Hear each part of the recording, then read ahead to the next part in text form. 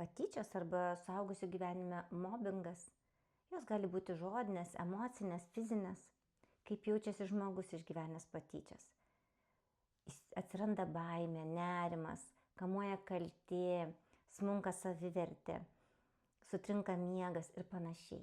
Kaip gali padėti hipnoterapija? Hipnoterapija negali sustabdyti patyčių, tačiau ji gali padėti dirbant su padariniais.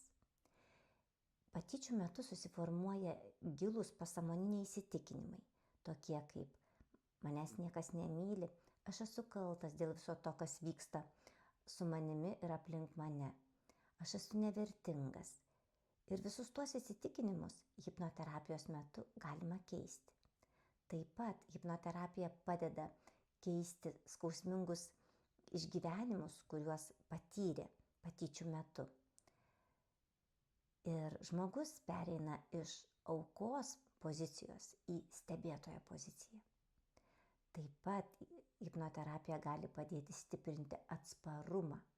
Atsparumą iš vidinių resursų, kuriuos žmogus turi, kad jis į tokias situacijas eitų iš pasitikėjimo ir tikėjimo savimi pozicijos.